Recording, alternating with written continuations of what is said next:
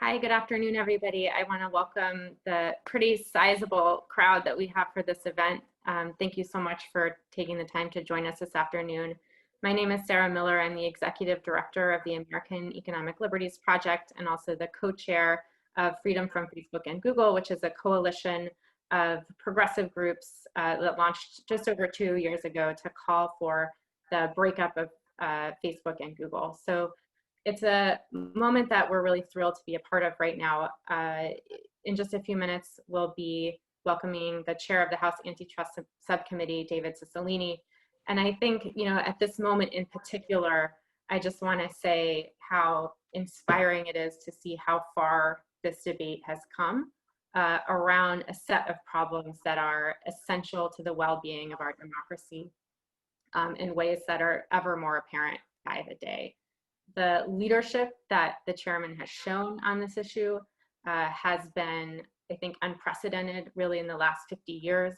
Congress is reasserting its authority against concentrated private power, and it couldn't come a moment sooner. So I think we're inspired to see the remarkable leadership that's coming out of the Antitrust Subcommittee. And we're also really inspired to see the huge community that's really growing around challenging the underlying power of tech platforms like Facebook, Google, Amazon, and Apple. And so it's been incredibly a source of incredible optimism to see groups like Athena that have brought together organizations at a grassroots level, that have brought together organizations that support workers to really bring this fight into a new phase. So with that, I want to turn it over to my colleague, Dania Rajendra, who leads the Athena Coalition, to say just a few words too, and then to introduce the chairman. But thanks so much for joining us. It's really a pivotal moment, and we're delighted to be able to help bring this together and to host all of you for this conversation. Thanks, Sarah. I'm so pleased to represent the profound enthusiasm of the breadth of our 50+ member coalition focused on serious anti-monopoly measures as part and parcel of winning justice that finally meets the needs of working people across the United States. Most of our member organizations are new to the anti-monopoly movement, but we have all increasingly realized that we cannot have the society that we want without breaking up these huge corporations that abuse workers and our communities. And we are so very pleased to hear from Representative Cicilline, a champion who really understands the profound questions facing our democracy and the experience that this imbalance of power is in the lives of working people, especially Black, Brown, Asian, and Indigenous people who live with the abuses of corporate power in our communities across this country. Representative Cicilline. Thank you, Dania, and thank you, Sarah, for those nice words, and thank you to everyone who's part of this exciting event. It's a great pleasure for me to join you today.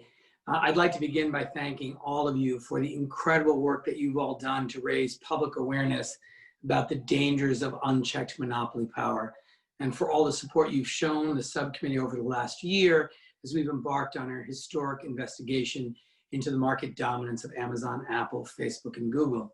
Since June of 2019, the subcommittee has been examining the extraordinary power wielded by these 4 firms. Although they differ in important ways, each of these platforms now serves as a critical gatekeeper controlling access to markets. By functioning as bottlenecks, they're able to set the terms of commerce, giving them enormous power to pick winners and losers online. And our investigation has uncovered these dominant platforms increasingly use their gatekeeper power in abusive and coercive ways. They charge extortionary fees and impose oppressive contracts. They've engaged in anti-competitive strategies to protect their power, killing, copying, or acquiring any potential competitors. And they use their existing dominance to continuously expand their power through tactics like self-preferencing and exploiting the data of third-party businesses. In July, our subcommittee questioned the CEOs of these dominant platforms. In many instances, their answers were evasive and fumbling. Their approach raised fresh questions about whether these CEOs, some of the richest and most powerful men in the world, were deliberately obfuscating the truth, or whether their corporate empires are now so big and complex that these leaders can no longer keep track of their own business practices. As I said at the hearing, it's clear that some of these dominant platforms must be broken up All of them must be regulated. Looking ahead to the subcommittee's report, we'll be making a set of legislative recommendations. This will include proposals for rehabilitating the antitrust laws, modernizing and updating them, which the judiciary has gutted over the last few decades. We're also considering proposals where Congress can legislate certain regulations directly, such as through creating a Glass-Steagall regime for platforms or mandating data portability and interoperability, to name a few suggestions. Of course, having strong laws on the books is only one half of the challenge. Congress also needs to ensure that these rules are enforced. And to that end, we'll be assessing the need for institutional reform at the federal agencies, as well as ways to strengthen enforcement by third parties. Lastly, I'm hopeful that this investigation and our recommendations will mark just the beginning of our nation's efforts to curb monopoly power, because we know that monopolies are incompatible with democracy. As the most democratically accountable branch of government, Congress has a critical role to play in this fight.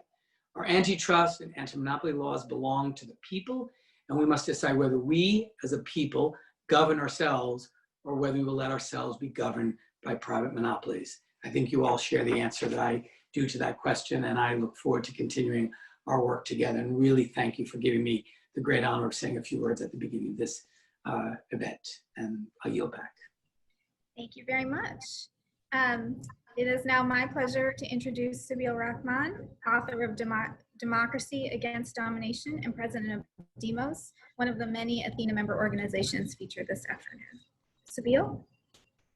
Great. Thanks so much, Dania, and thanks so much, Chairman, for both of your leadership and everyone in this call, and all of you for joining to participate in this important discussion. We're going to kick off with our first panel here in just a moment.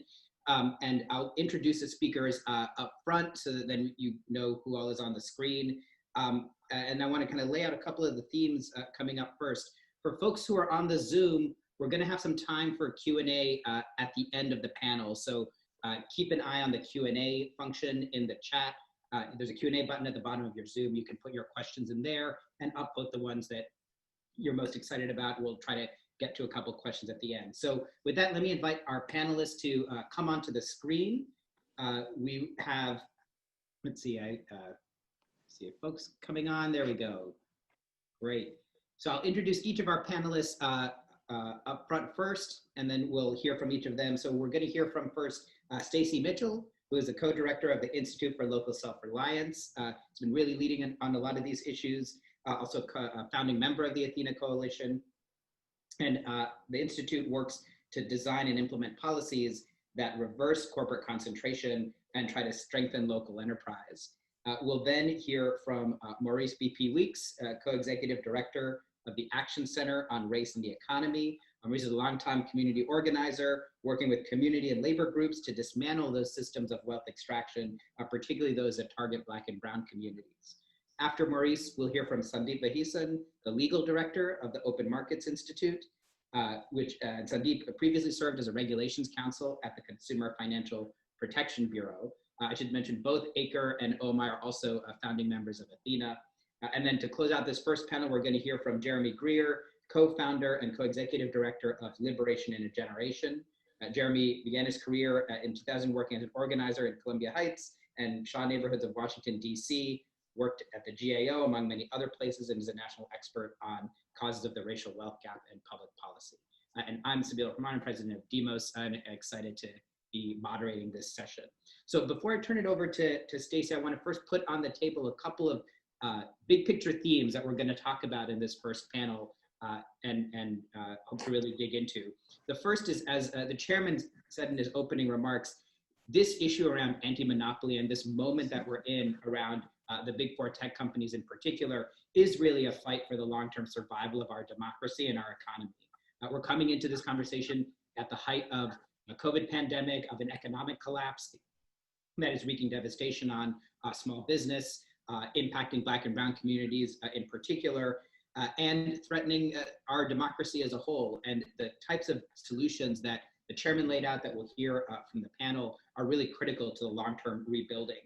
The second theme we're going to hear about is that, breakup, anti-monopoly, antitrust measures, these are tools that we've had for a long time that we've gotten out of use in deploying, but they're really, they're not outlandish notions. These are highly achievable impactful. These are arguably the most impactful policies that we could do in this moment. And then the third theme is this is really a critical moment for all of you all who are in the Congress. The country is looking to you, and we in the field are looking to you all to deliver in this moment. And we really want to keep the momentum going from the hearings, incredible hearings the other week. So without further ado, let me turn it over to Stacy for her remarks, and then we'll hear from Maurice, Sandeep, and Jared. So Stacy, take it away. Thank you, Siegel. Based on the evidence that we got a glimpse of during the July hearing, the evidence that the committee has gathered, really showing that the tech giants have monopoly power and are abusing it in violation of US law, it's really imperative that the committee's report recommend breakups. And I'd like to make 4 brief points in support of that idea. One is that the abuses highlighted at the July hearing all arise from what Congressman Raskin described as, quote, structural conflicts of interest. That is, the market power abuses are rooted in the fact that these corporations intermingle distinct lines of business under one roof. They often play more than one role in a market, and it's that multifaceted structure that really gives rise to their anti-competitive behavior and really works to entrench their dominance. So in the case of Amazon, it's both a marketplace and a logistics company, and it's gained its competitive edge in logistics and gained an advantage over UPS and the Postal Service, in large part by coercing the tens of thousands of businesses that rely on its marketplace to buy its shipping services. We see this in all kinds of ways. Amazon has also used its marketplace to harvest data that then informs and aids its consumer products division. We've seen how it's used profits from AWS to cross-subsidize predatory pricing in its retail division. All of these abuses are because you've got multiple distinct lines of business under one roof. In other words, we have to restructure these companies because it's their structure that is the source of the problem. Their current structures are really designed to facilitate, incentivize, and ultimately conceal illegal monopolistic behavior. Second, breakups are not the only policy approach we need, but breakups are essential if the other policy approaches are to be effective. For example, it's now clear that Amazon functions as essential infrastructure. It provides the rails that other companies must ride to get to market. And therefore, Amazon's marketplace needs to be subject to some kind of public utility oversight to ensure equal access and fair terms. But if Amazon continues to operate as an integrated conglomerate, this oversight is unlikely to work. There are just too many transactions, too many subtle ways in which Amazon can influence and steer outcomes on its platform, that to create the oversight necessary would at the least necessitate a huge bureaucracy, and in any case would almost certainly not be effective. But if you break up Amazon into separate companies and remove those underlying conflicts of interest, then it becomes much more feasible to have oversight that's both light touch and also effective. Third, as Siegel noted, breakups we have a long history of doing in this country. It's part of the basic checks and balances against outsized power. In the private sector, companies break themselves up all the time. The idea that this has been put on the shelf for so long is really part of the problem. It's part of what the committee needs to redress in its work. And fourth and final point, I just want to underscore the urgency of action. And Siegel touched on this as well. Small and mid-sized businesses are in free fall. We have already lost 1/5 of all Black-owned businesses in this country. And while the pandemic is the triggering event, the underlying issue is that the digital world that small businesses must navigate is controlled by a handful of monopoly gatekeepers. And those gatekeepers are intent on spying on them, stealing from them, and ultimately crushing them. And we're at risk of really losing much of the productive capacity of this country to the predatory behavior of these monopolies. It's not just small businesses, it's local media outlets, it's innovative startups like Sonos and PopSockets who testified before the committee earlier this year and said that despite having better products, they are in danger of being obliterated because of the market power of Google and Amazon. We really should not stand for this. And I guess just lastly to wrap up, I want to just say that if we don't enforce the rule of law, if we allow rampant lawlessness, democracy cannot hold, it can't survive. And we can blame Jeff Bezos and Mark Zuckerberg, but really this is on members of Congress. This is their responsibility. And it's my expectation that they're going to rise to the occasion. Thanks. Thank you, Stacy. We'll turn it to Maurice next. Thanks, Stacy, and thanks, Sibyl, and for everyone else who joined. So my organization, ACRE, takes on the power of corporations that are designed to extract wealth from communities of color, whether they be in finance or, in this case, technology. And I want to talk briefly about the dangers specifically for people of color, and more specifically for Black people, if we fail to rein in monopolies like Amazon. We recently saw Amazon go from city to city to decide where to build its second headquarters, and the promise of these jobs that would come into various cities, most of which were majority people of color, the promise of the jobs that would come in forced a lot of cities to, really dole out enormous offers of tax giveaways to the company.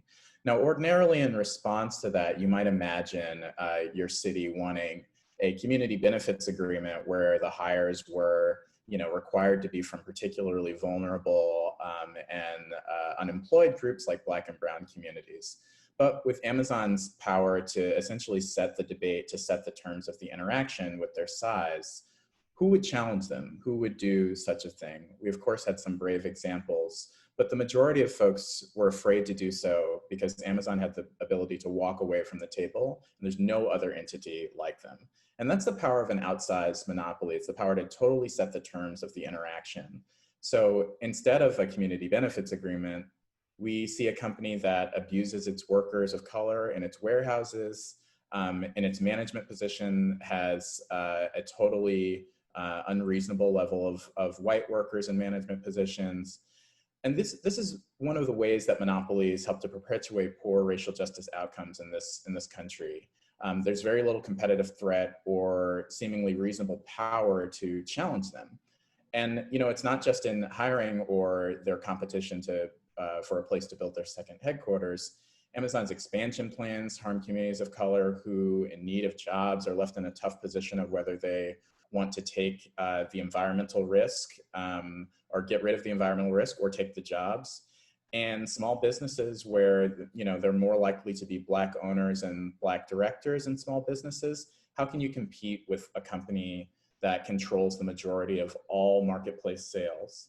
The truth is, right now, you can't. You either have to play their game, letting them extract money from you over and over again if you follow their rules, and even more if you don't, or you get swallowed up. And those are the two choices that Black folks are offered. So I know that many of us, certainly us at ACRE and many more folks in the audience, are really in this moment thinking a lot about what it would take to really get our country to a place of full racial justice and racial equity. And I know one really important part of that for me and for us is that everyone needs to be able to have a voice and determine their own future and their own outcomes. And that's really sort of the deep definition of Black Lives Mattering and building Black future. It's when everyone can really have a full voice and determine what their future looks like.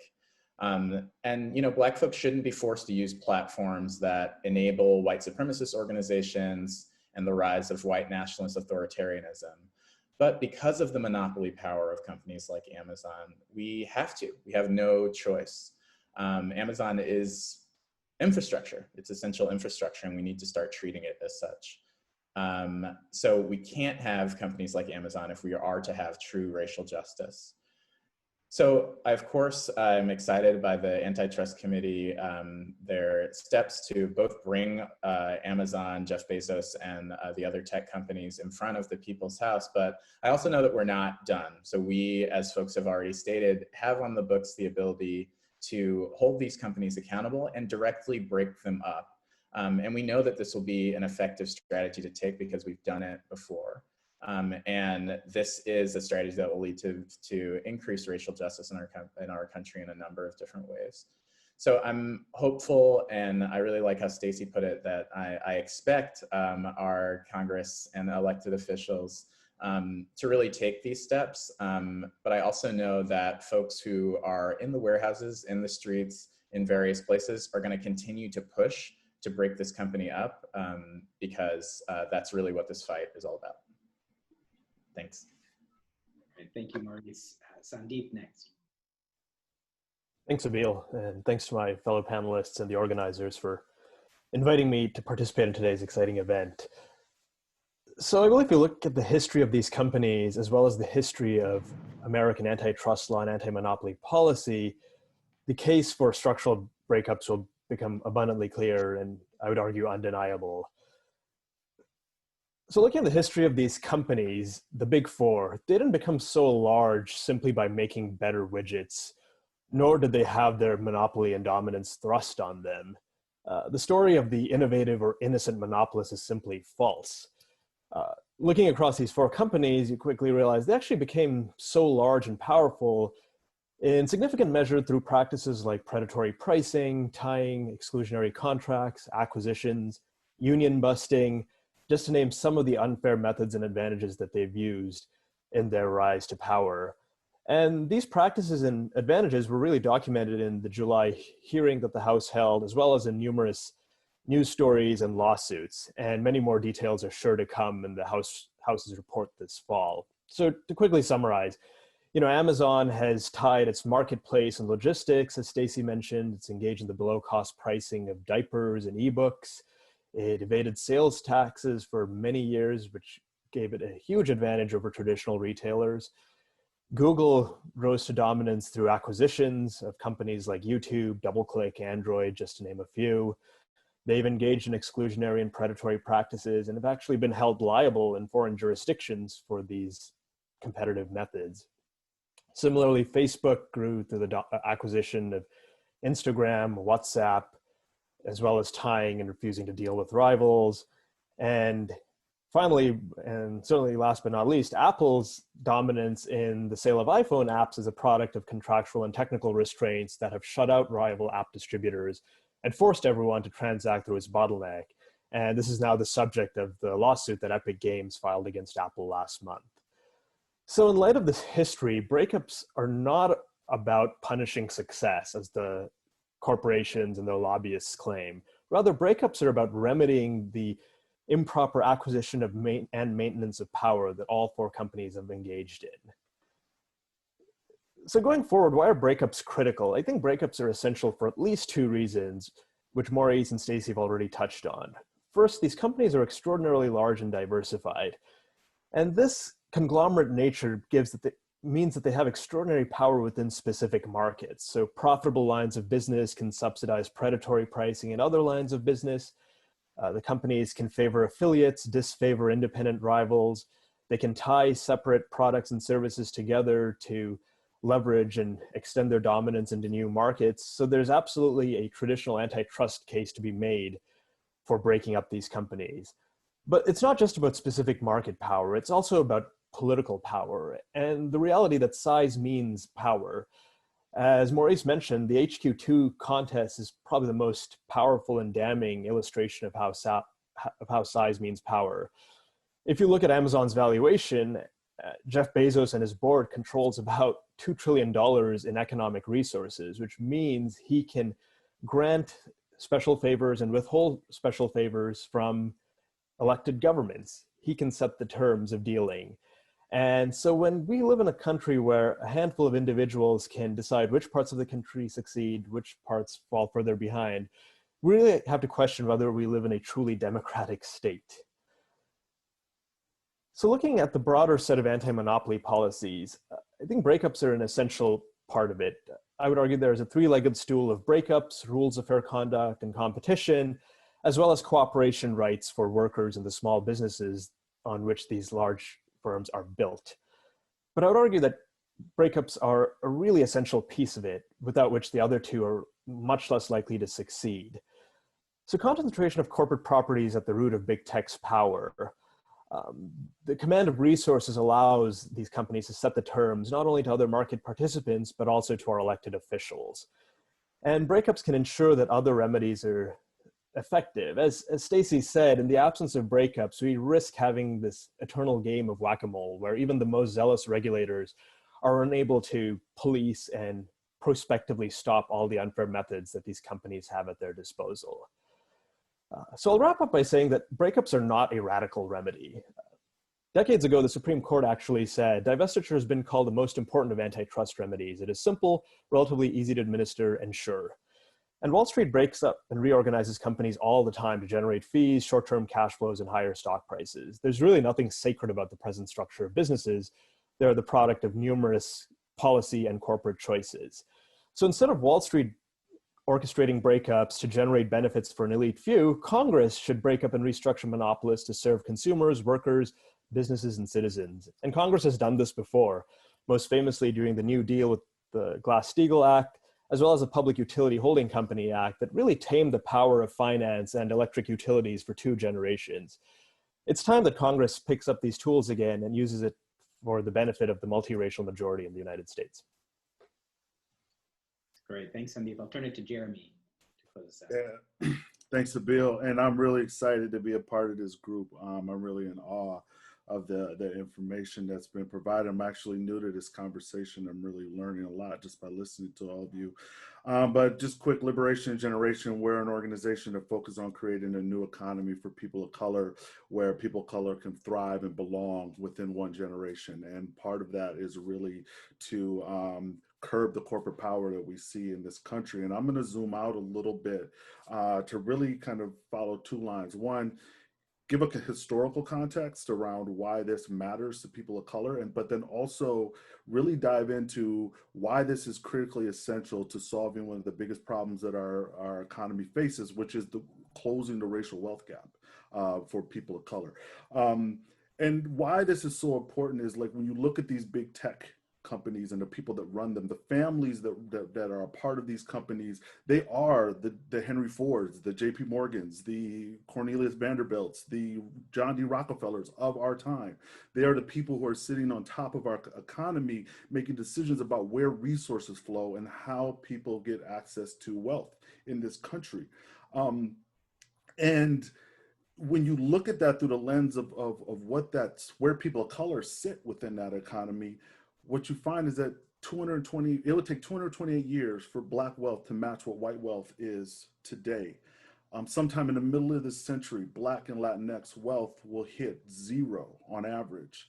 And if you look at the Forbes 400 richest people, they have more combined wealth than the entire Black population and 1/3 of the Latinx population combined.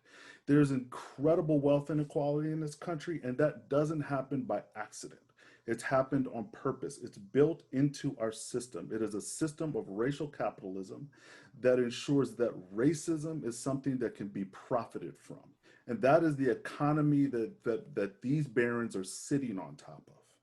It is, and then what's key to note is that technology is always, throughout our history, been a way to facilitate an exacerbation of inequality. Whether that is the cotton gin that enhanced slavery in our country and made an even bigger wealth grab of indigenous land than it had before, whether it's the railroad that was built by Chinese immigrants, or even today, agribusiness that controls much of the land and our food supply and uses migrant labor, cheap migrant labor in which to make sure that we get food in our grocery store. So all of this is interconnected, and all of this is connected to racial capitalism.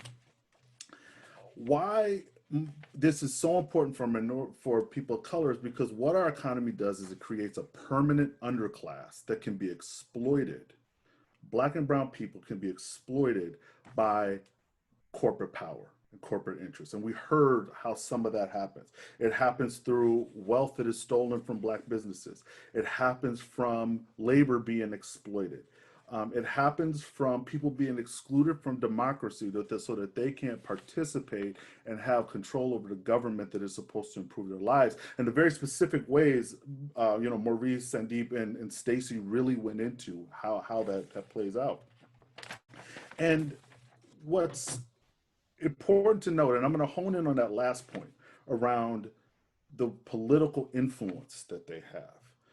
So between Google, Facebook, and Amazon, over the last 10 years, they spent $500 million in lobbying.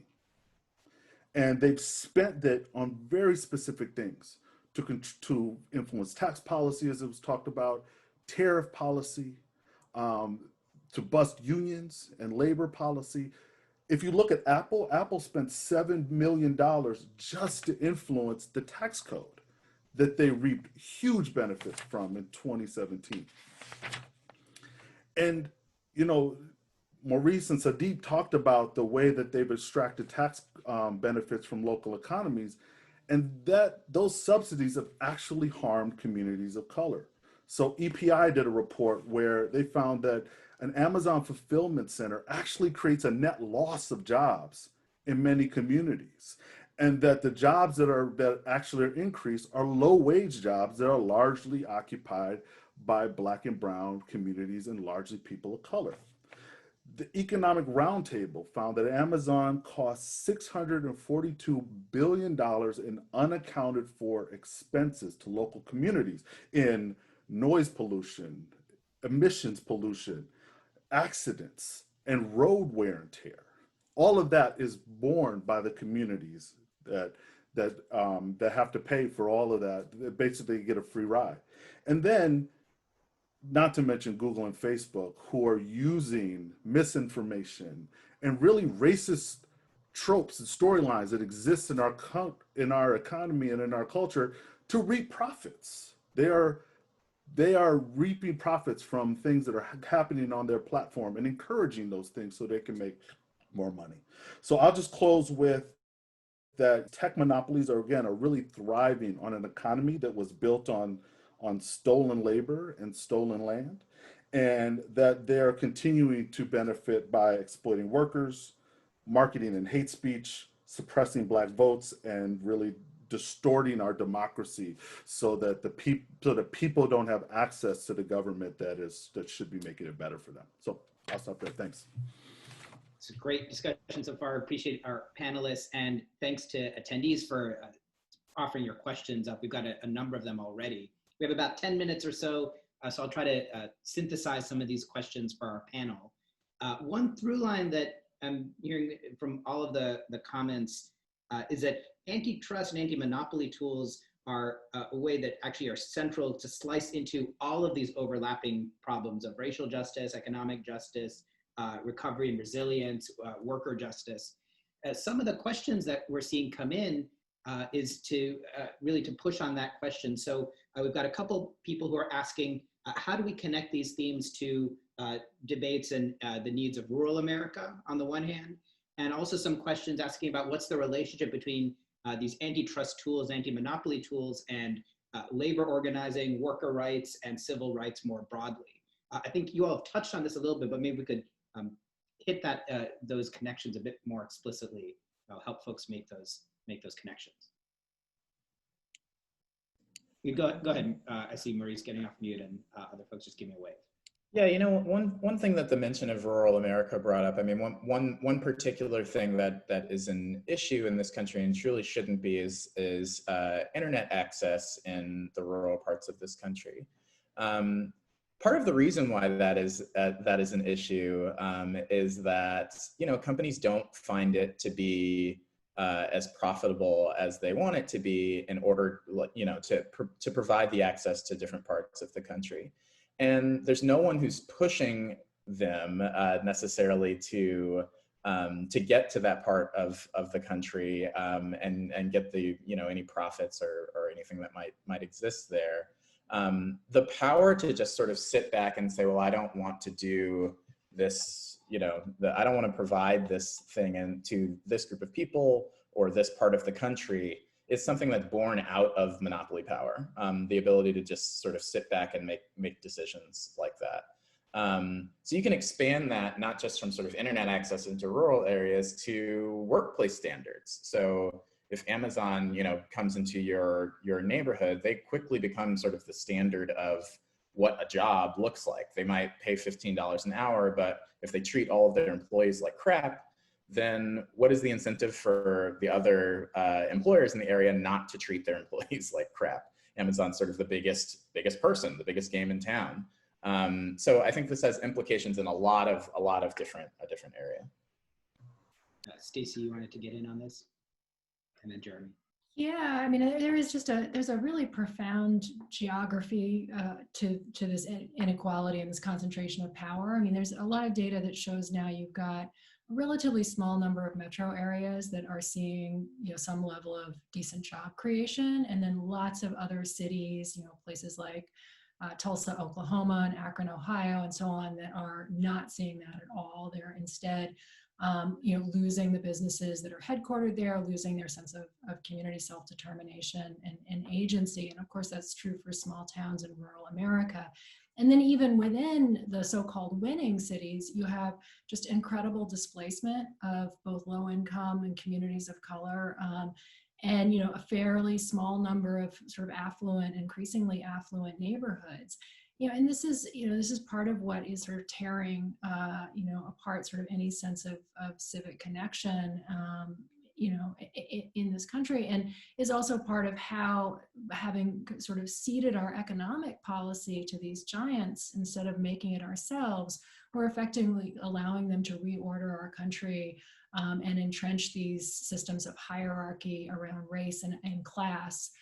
Even further for their own benefit, and you can just see that in the landscape. Jeremy?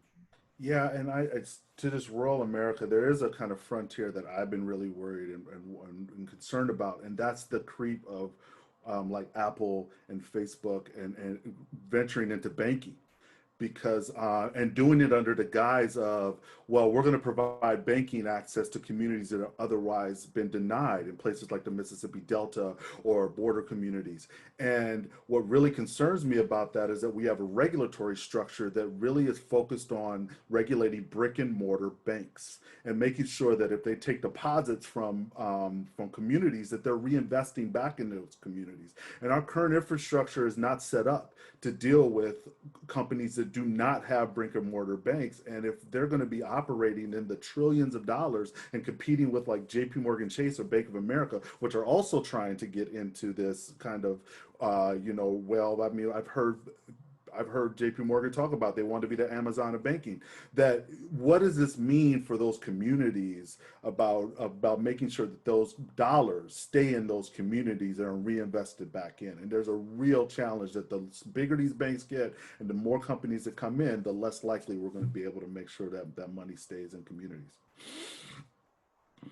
Andy, go ahead. Yeah, so I'll briefly touch on the relationship between antitrust and labor organizing. So these are really complementary tools. So anti-monopoly, broadly defined, is about distributing power downward, out of the hands of executives and shareholders into the hands of workers and small business people. So antitrust tries to limit the power of firms within markets. So breaking up Amazon's monopoly, restricting the ways in which it can exercise power over its sellers, over its delivery drivers, its workers, etc. Labor organizing is really about democratizing the firm itself. So right now, Jeff Bezos and the shareholders of Amazon have a monopoly on power within Amazon. They get to decide corporate policy, decide where new facilities are set up, decide how much workers are paid. And so labor organizing would try to transfer some of that power into the hands of the workers, not just to fight for improved wages and benefits, but also ultimately to have say over how the enterprise is run. And this is sort of forgotten history now, but the National Labor Relations Act, when it was passed in 1935, aspired to create industrial democracy. And that's obviously a vision that's never been fulfilled, but it's certainly worth trying. Yeah, it's great. Now, we've got a bunch of questions too on the sort of the next piece of the puzzle, which is what are the barriers to enacting this kind of agenda, achieving breakup, implementing these tools? A number of questioners have identified a few different challenges that I wonder if you all want to speak to. A couple of questions have named the problem of the lobbying power that these companies have, the information asymmetries, right? They seem to have so much more information or knowledge about the complexities of the inner workings. Some other questioners are asking about the election, right? Do you need democratic control of both houses of Congress and the White House to enact these measures?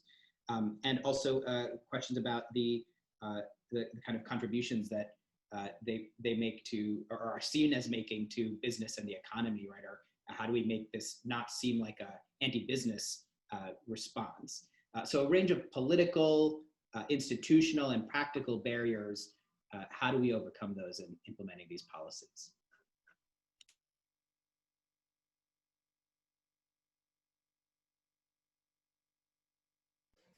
I'm happy to jump in first again. Go ahead, Maurice. Yep, take a stab. I really love the question about sort of their lobbying and political spending power stopping them from being regulated, because it's sort of it's a chicken and egg thing, of course, but one that we can just break out of. So, I mean, the solution to companies like Amazon or Google or Facebook having so much lobbying and spending power that they stop, movement to break them up is break them up, and they won't have that much power anymore. So, that's why I'm pleasantly surprised by and inspired by the work of the Antitrust Committee, and hoping that we can really sort of, close there, because at a certain point we just need to bite the bullet and do it and break them up. And I mean, I'll let the other panelists talk to some of the other points, but quickly just want to, a lot of the pro-business arguments against breaking up companies have just been debunked and sort of proven that actually these huge monopolies really stifle economic activity and new businesses and innovation and et cetera. Yeah, that's just a line that they continue to use that I think is not true. Great, Sandeep. Yeah, so these companies are obviously extraordinarily powerful in Congress, before the federal agencies, and certainly have a lot of influence in the courts, which are probably more sympathetic to powerful corporations than they have been in 80 or 90 years.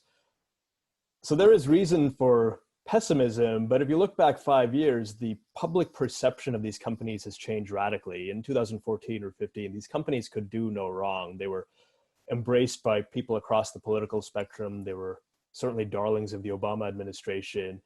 And so we're already seeing the benefits of organizing by ordinary people and mobilizing and revealing these companies for what they actually are. So the trends are certainly pointing in our favor, and breakups in the very near future. And I think Congress undertaking a comprehensive investigation and publishing this detailed report this fall is a powerful indicator of how, the people's branch of government is ready to act.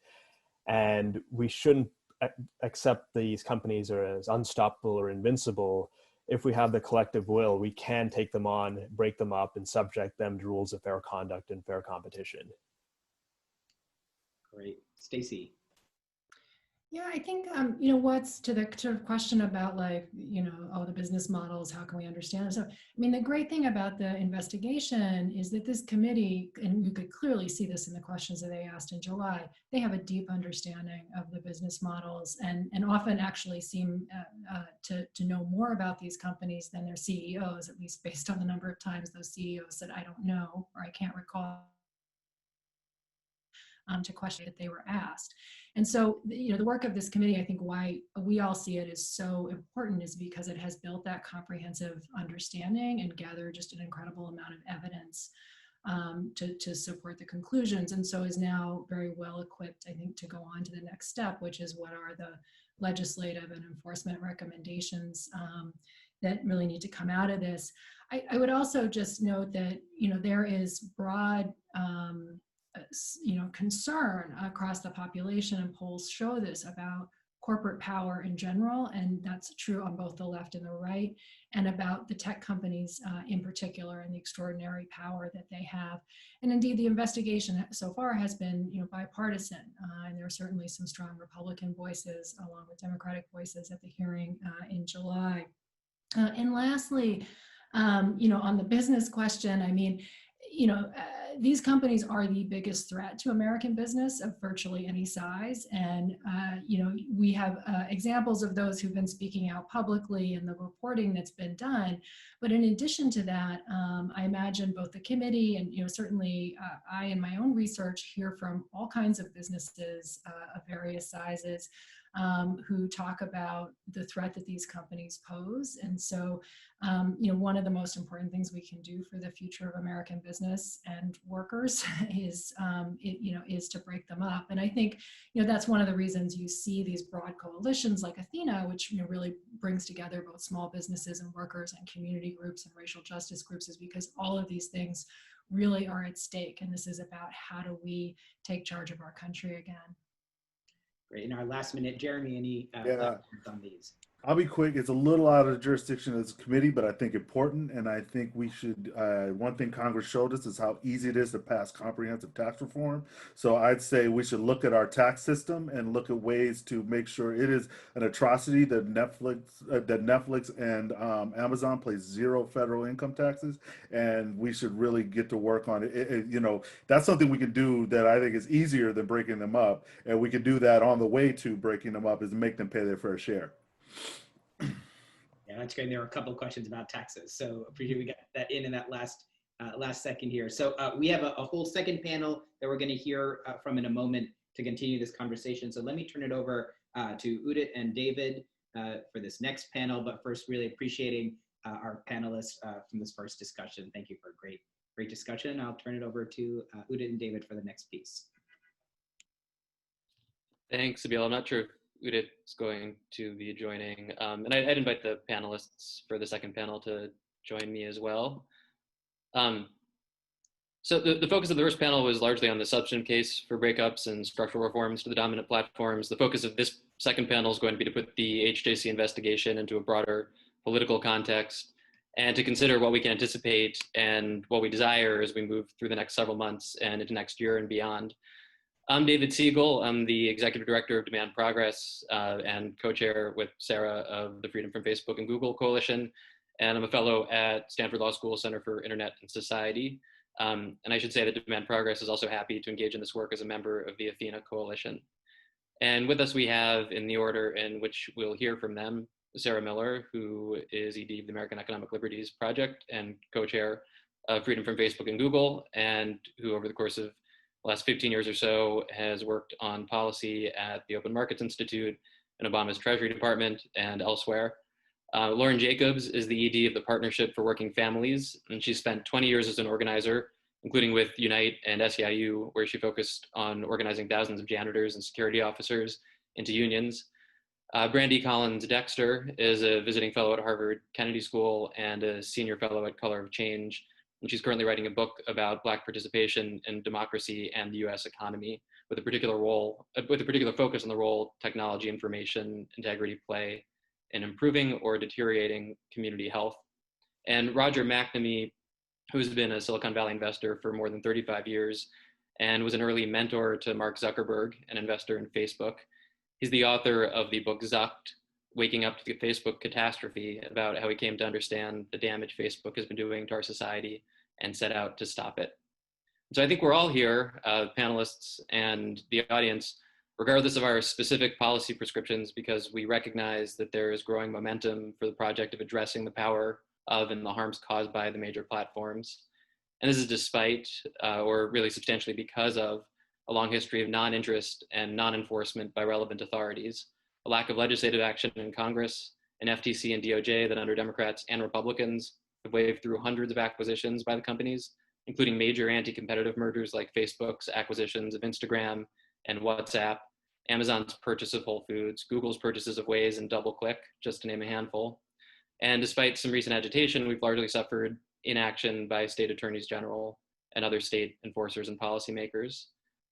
Under Trump, the FTC and DOJ are posturing so as to make it look like they're hostile to these companies, but it's largely a cosmetic farce. But the energy behind the movement to tackle the power of big tech has found one worthy vessel in the Antitrust Subcommittee of the House Judiciary Committee, working through the investigation it's undertaken over the last year or so. The subcommittee has been appropriately adversarial in its approach to date, and its members and staff have gained a serious expertise in the business models and legal and PR strategies of these firms. We now await the committee's report, which we hope will set a new standard and serve as a basis for ongoing congressional efforts, ensure that federal regulators, probably particularly if there's a new administration, will take these efforts seriously and will inspire more action at the state and local levels. And with that, I'm going to bring in our panelists, starting with Sarah, setting each of them up with a question to speak for a few minutes about their observations about what's happening in the space and what they hope to see over the course of the fall and over the next few years. And then I'll probably ask a question or two, and then we'll take a couple of questions from the audience through the Q&A function. So starting with Sarah, would you be able to speak a bit to what you hope to see in the report, and then what sort of action you hope to see it spur at the federal level? Sure. I think the first panel did a really great job of making the case for the importance of including structural remedies, breakups in the report, and the power that Congress has to do that.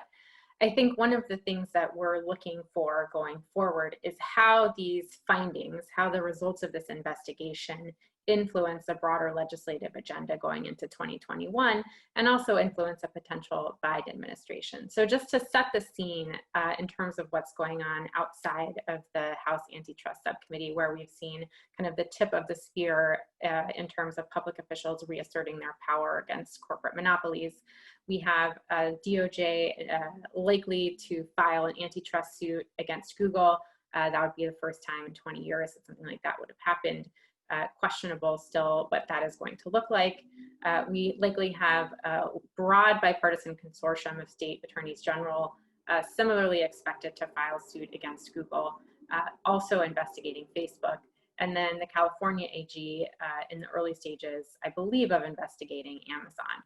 So we have activity both in Congress with the leadership of David Cicilline and Jerry Nadler. We have activity at the DOJ, which is looking to file an antitrust suit against Google. There are multiple other investigations, like you mentioned, at the FTC. I think, we'll believe that they're serious when we see it. But then we do have really a broad consortium of state attorneys general also looking at these same questions in different formulations.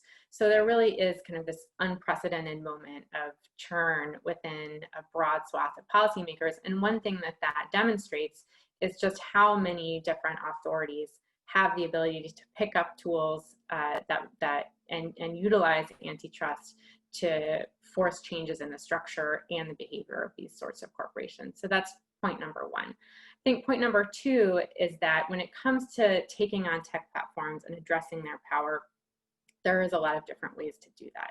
And so we're hopeful that going forward, structural solutions will become embedded within the priorities of a new Congress, will be embedded into the broader priorities of the House under the leadership of Speaker Pelosi. Because I think one other thing that we have seen, and the first panel demonstrated this, and certainly the news cycle of the last few weeks has shown it loud and clear if there was ever any doubt, the problems that derive from these large tech platforms are central to the security and resilience of our democracy. They're central to the ability of Americans to engage in fair commerce, and they should be central to any question of how we want to shape an economic recovery coming out of the COVID-19 pandemic, where I know, as Stacy Mitchell mentioned, we've seen just an extraordinary collapse in the small business sector, and that has a lot to do with the middleman role that monopolies like Amazon play. So I think that we can't really continue, or we shouldn't, silo the issues of the tech platforms into one box. It is a huge part of what we want our economy and society to look like going forward in the next few years. And I think now is really the time to move that forward. I'll say just one other thing. Chairman Cicilline mentioned this in his remarks, and it was so encouraging to hear that what his committee is doing is also setting an example that other committees, or that his own committee, could engage in in the future, and how to really address concentrated markets and unaccountable monopolies in a way that we've not seen really in 50 years. So our organization, the American Economic Liberties Project, believes that monopolization is really a systemic problem in the economy. Tech is certainly the most pronounced sort of an egregious manifestation of that.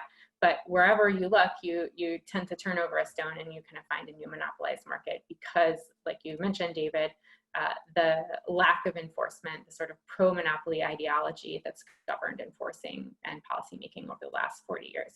So we are hopeful that not only does the need to rein in tech platforms to secure our economy and democracy embed itself within the priorities of the House and Democrats, and hopefully with additional kind of bipartisan support in key areas, like we've seen the chairman hold together, but that it also really represents a kind of fundamental shift in the way that Congress, policymakers, and enforcers think about their relationship vis-a-vis concentrated corporate power. Thank you, Sarah. So now turning to Lauren, the Partnership for Working Families works largely at the local level, and I was wondering if you could speak to what you're seeing in terms of the impacts of the companies on the ground and also public awareness of those impacts. And do you think that this is translating or has the potential to translate into political action in cities and in states?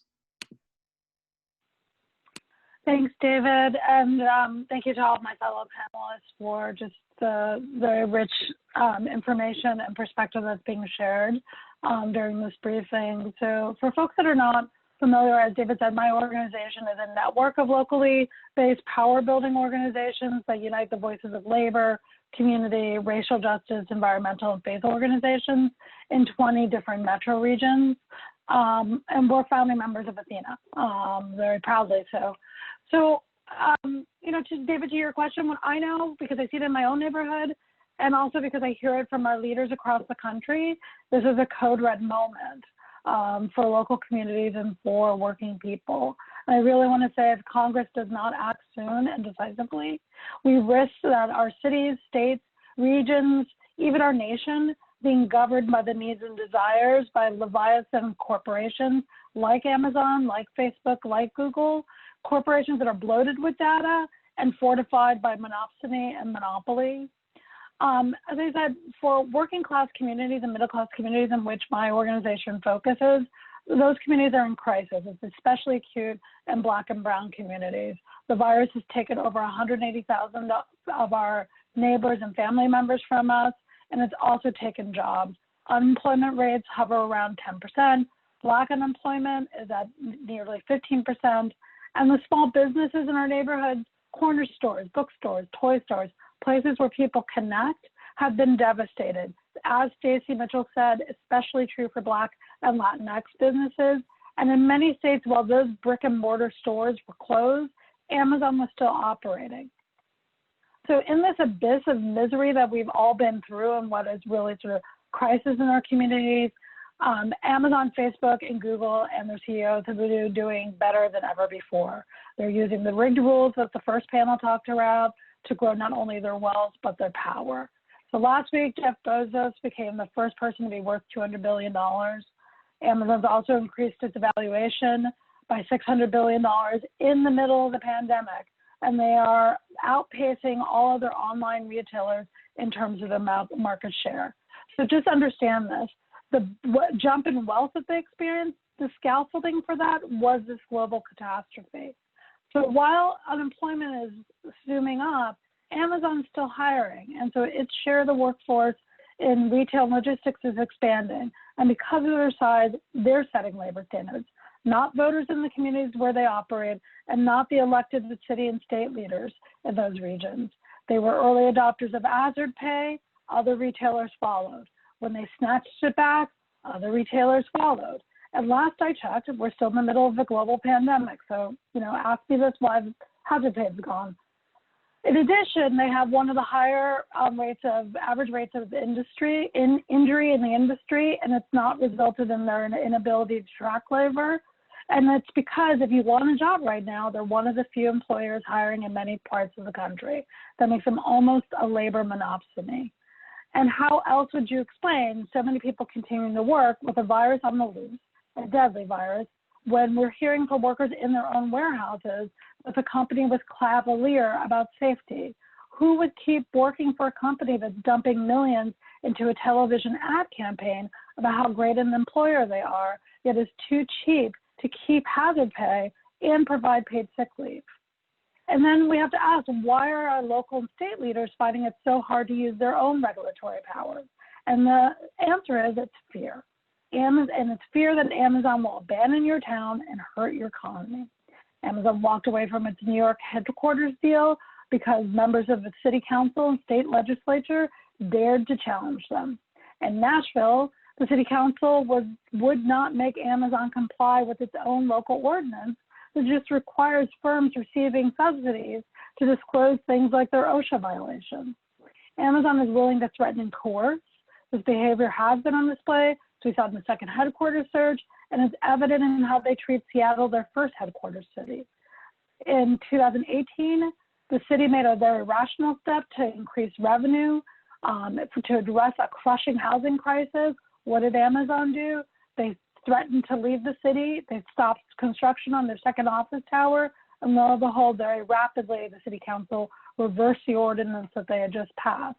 And they're doing it again. A new payroll tax was passed this year in Seattle, and it has been leaked that Amazon pulled its headquarters staff about relocating to another city in the metro region. So right now, city and state budgets are devastated. And this is a time when actually the needs of the residents of those cities and states are skyrocketing. And this 1.7 trillion valuation that Amazon has achieved is not aiding these communities in any way. In fact, it's being used against them to raise the revenue that people need. I just want to say the barber, the restaurant owner on my blog does not have this kind of power. They're not getting 238 cities fawning over their proposed business opening. They're not getting offered billions in tax breaks and subsidies. And so this is really about the balance of power for local communities, but it's also about the quality of life in these communities. So if we look ahead and really think about the limits that this can go to, in the coming months, we're going to have 28 to 40 million people who are facing threat of eviction. And I don't know what Amazon's going to do in the midst of this housing crisis. There are going to be untold numbers of foreclosed and vacant properties sitting in cities and towns across the country. They did get data from 200 cities when they did the second headquarters search. I don't know if they're dumping in, and neither does anybody here, but it does appear they never let a crisis go to waste, and it's not crazy to wonder about it. And I would say the backup for this is how they entered home security systems. Their Ring doorbell has skyrocketed in growth. They were new to this arena. These camera doorbells are blanketing urban areas. They're commonly seen in gentrifying areas. And just went from just entering the market to now having 1,500 contracts with local police departments that share data from their cameras with law enforcement, which is ironic because on their website they say Black Lives Matter, but their fisheye cameras affixed to homes that makes all of us look like criminals contribute to the very endangerment of Black lives in those communities. So I just want to say that these anecdotes, these stories I've shared are why there is an outcry from local communities. It's why my organization and others formed Athena and are making calls to break up monopolies. And I just really want to emphasize it's also why I believe state attorney generals are also looking at how exploring their own power to regulate these monopolies and protect local communities and democracies. And it's because of the absence of federal action. So I really want to encourage and really call and say we need Congress to take clear, powerful action to bring power of big tech to heal. No private company should be more powerful than the people. Thank you.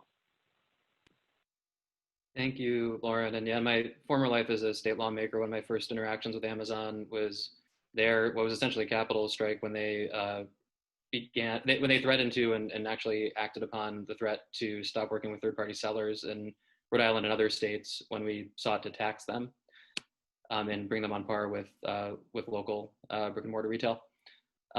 Turning to Brandy, what are some of the impacts and power dynamics in relation to the platforms and communities that you're working with? And what do you think we can do to make it more likely that a potential Biden administration would meaningfully attack the power of the platforms? Thank you. So I want to flip slightly the story Lauren just told, starting in Atlanta in 1964, days before an integrated dinner held by the mayor honoring MLK for his Nobel Peace Prize. A dinner elite business owners were boycotting because they had no use for a leader that led boycotts of white businesses who trafficked in racism. The mayor, worried about that message, called the biggest corporation in Atlanta, Coca-Cola. CEO J. Paul Austin wasn't a racial justice advocate. He was a shrewd businessman on a quest for power in the world and from the mayor. He got up in front of a room full of business owners and said, "It's embarrassing for Coca-Cola to be located in a city that refuses to honor its Nobel Peace Prize winner. Coca-Cola doesn't need Atlanta. You need to decide if Atlanta needs Coca-Cola." The 1,600-seat dinner sold out in 2 hours. This is the type of brand story corporations would kill for, and history is full of them. Stories of big corporations being able to offer a sort of sanctuary that the government fails to. Take Sears. Started in Chicago, Sears was a godsend in Jim Crow's America when their catalog ordering services allowed Black people in the South to order what they needed by mail without being treated poorly by local white businesses. Moreover, they could get the same fair pricing and quality of product as anyone else ordering from Sears, and they weren't subject to exorbitant price gouging. This is where it starts, the failure of a government who won't or can't show up to regulate prices and businesses. And that opens the door to the corporations who seem like they do, at least in the beginning. When you're withheld water, the first person or thing that offers you a drop looks like a savior. So when we talk about Sears as a lifeline to the South, we pave over the fact that Black Chicagoans like my family had to shop in the basement of the downtown store. And while they were hired as low-wage janitors with few labor rights because unions weren't allowed, my one family member with access to a white-collar job was hired to negotiate with local groups to ensure they didn't become the next Woolworths. And later to open up a Sears in a Black neighborhood, that Sears that would help drive out local Black-owned shops and boutiques. And when we talk about Coke and Atlanta's pursuit of big business, we pave over the fact that Coke was so thirsty to pump sugary beverages into poor Black and brown communities that they joined ALEC. And it wasn't a deal breaker for them when ALEC started drafting language for voter suppression laws. We don't talk about how mayors pay back companies like Coke with tax credits and favors that help create the largest income disparity in cities like Atlanta.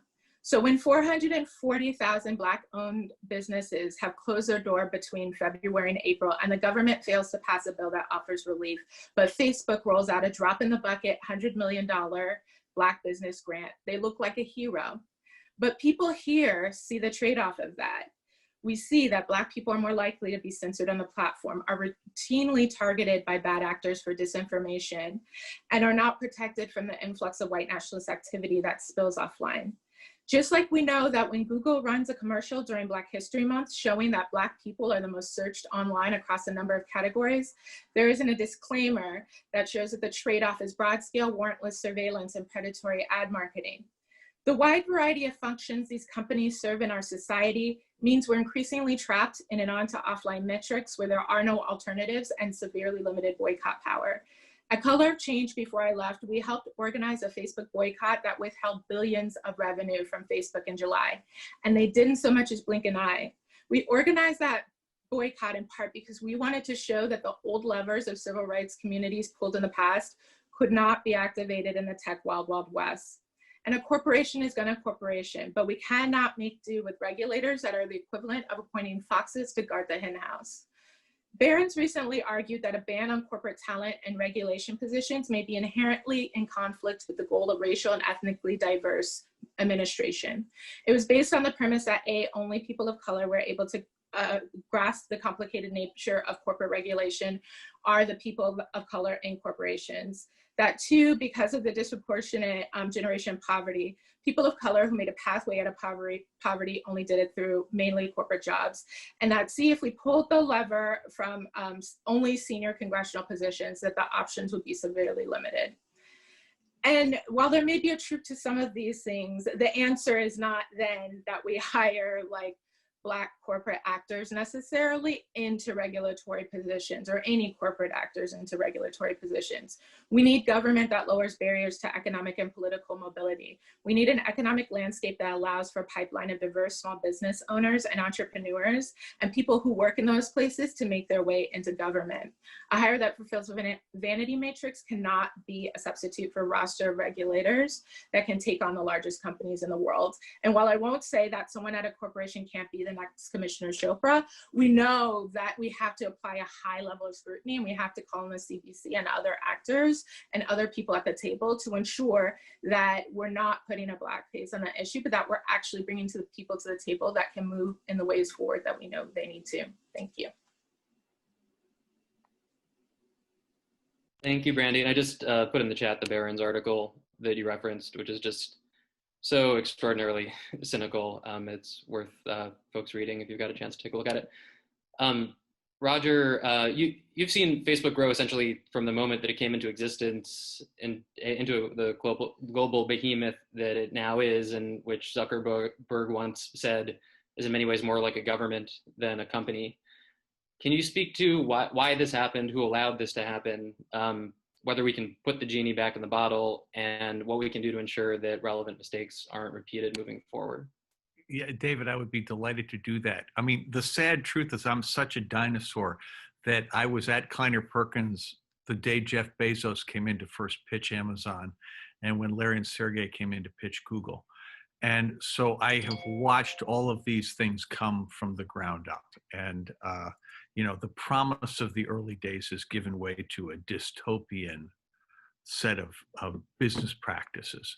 And I want to congratulate all the other panelists. I mean, I absolutely share your view of the importance of antitrust intervention and ultimately breaking these guys up. But the context we need to keep in mind here is that our problems go way beyond antitrust.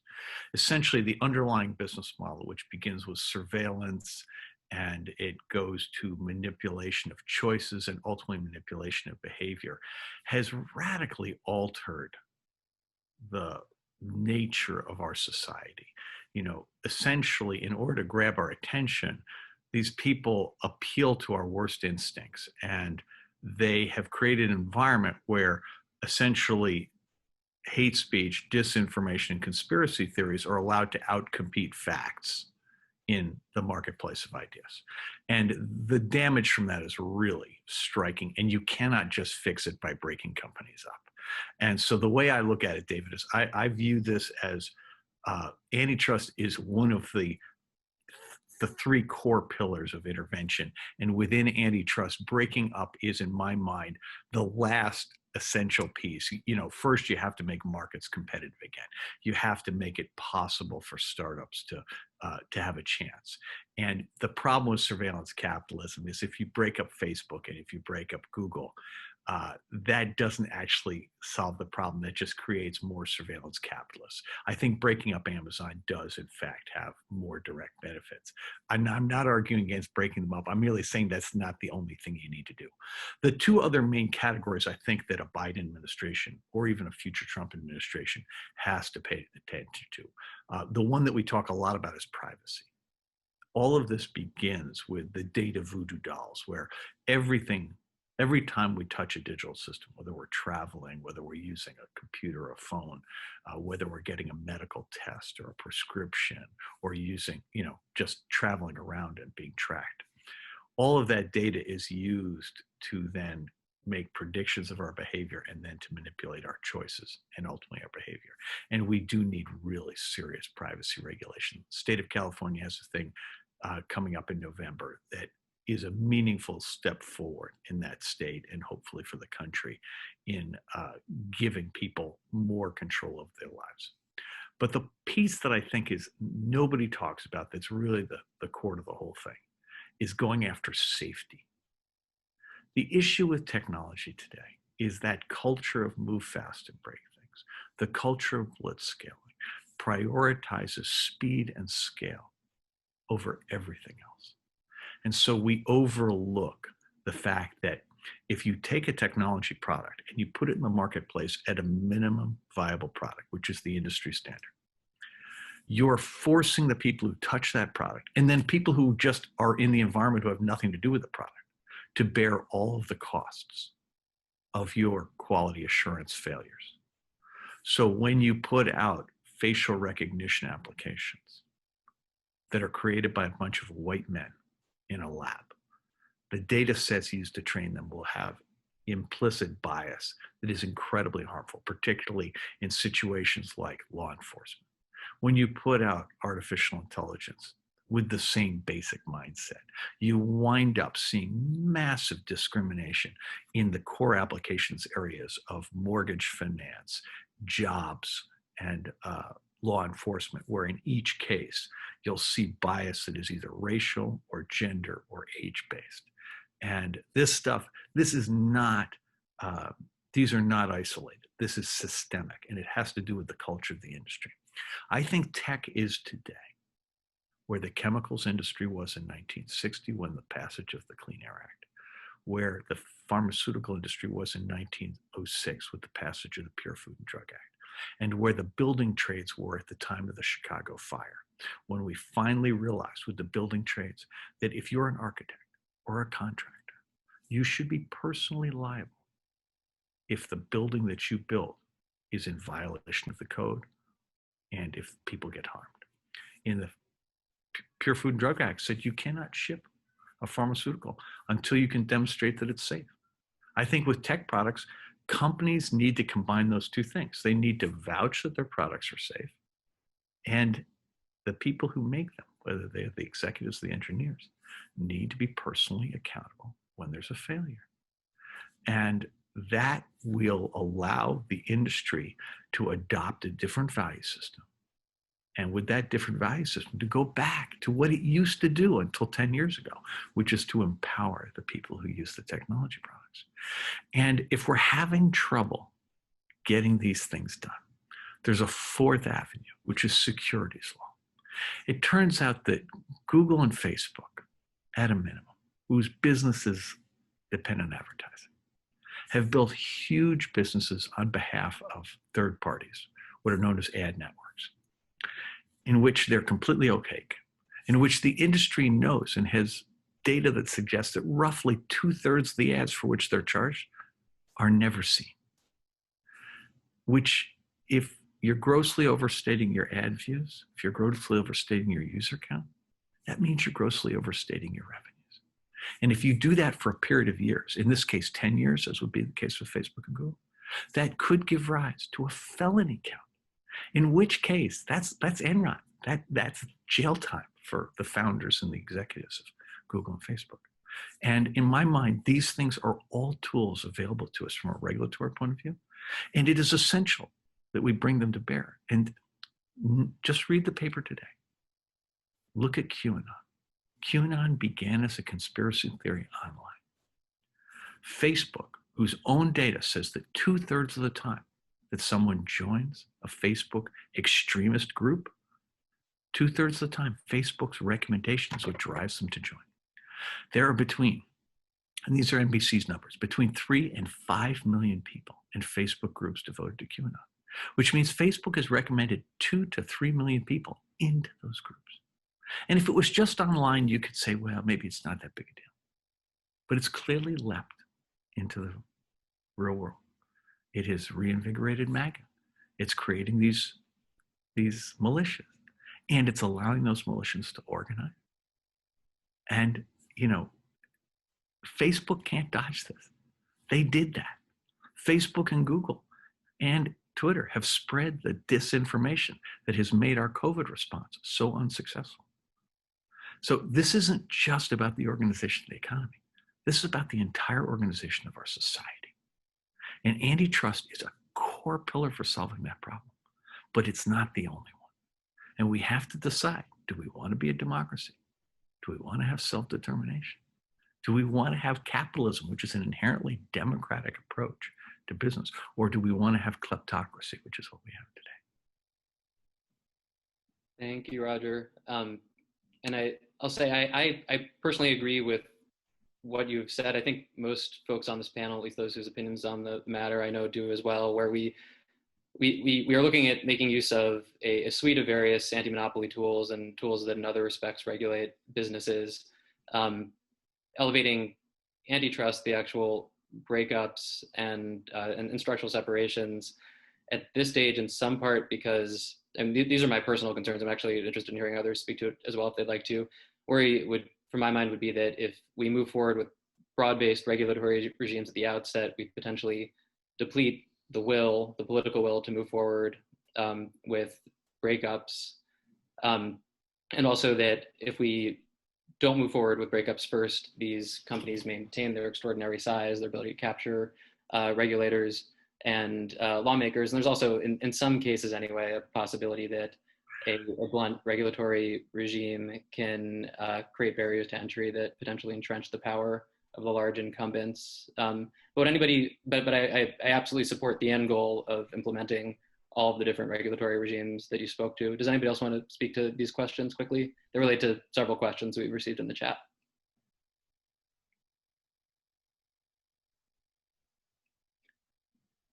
Okay, then I'll move on.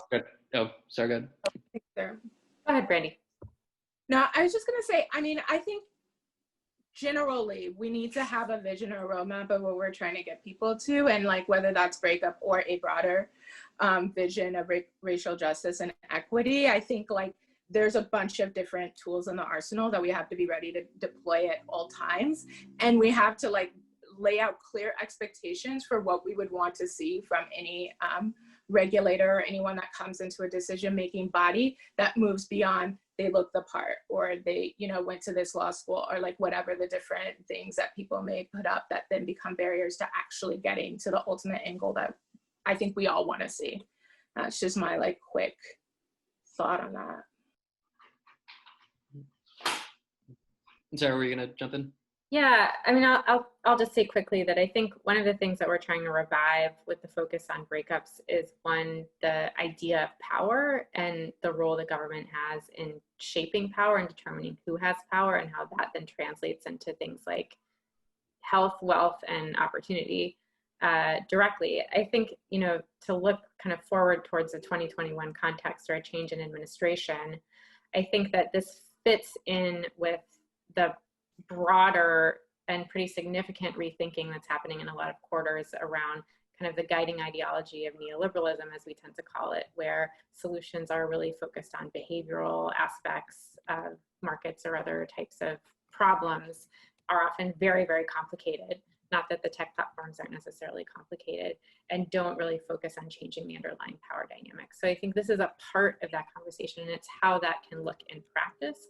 And that's why breakups and reasserting, as I said earlier, reasserting public power against concentrations of private power feels so important.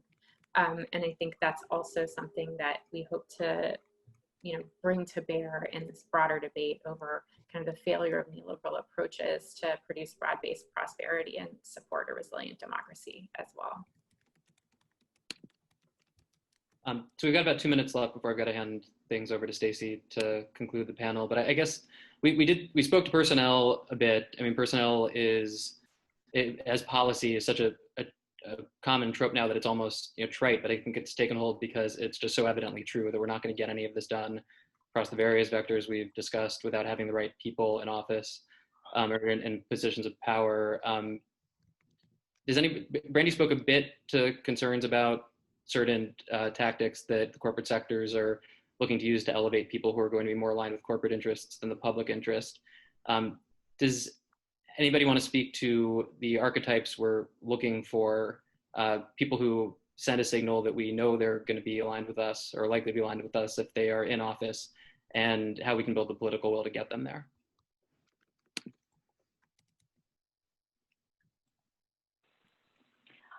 I'll jump in. I think it may be just a slightly different take on it, David, than where I think you're going, which is maybe not at the point of the candidate. I think it's at the point of what we want the economy to do, right? And just really sort of being clear about the investment in organizing in local communities and really sort of building up the base of local constituents that are versed in understanding the economy, because the economy is not like a naturally occurring phenomenon. It's a machine that's built by people to govern how goods and services are distributed and managed. And if it's not working, then, you know, certainly the people that we elect to manage our commonly held resources should remake the machine and make it work better. So I think the question is, how do we build popular demand and sort of citizens' voice about what is the sort of economy people want, which then means that when people get a job, we're not dependent on the goodwill of individuals. We have sort of the mass power that's needed to hold people's feet to the fire once they're in office. Lovingly, because I don't want to glory elected leaders. Holding people's feet to the fire includes, you know, pressuring people to make sure the right people, the people who are most likely to be able to move, are the ones who end up empowered. And that's a lot of what Demand Progress is working on and will be working on over the course of the next several months. Anybody want to add anything really quickly? Or Otherwise, I will invite Stacy up to close out the forum. Thank you, everyone, for that great panel. I just want to thank the dozens and dozens and dozens of organizations that co-sponsored this. It's really quite an incredible list of community grassroots groups, racial justice groups, small business groups, worker organizing groups. It's just, the breadth is really amazing. I think the incredible attention that the committee's work is getting both among these organizations and more broadly with the public is really testament not only to the incredible concern about the power of these companies, but also to the real excitement about Congress actually taking on its responsibility to address that distribution of power directly and head on. And finally, I just want to thank Athena and the Freedom for Facebook and Google coalitions, who both were really instrumental in making this panel come together today, this event come together today. So thanks, everyone.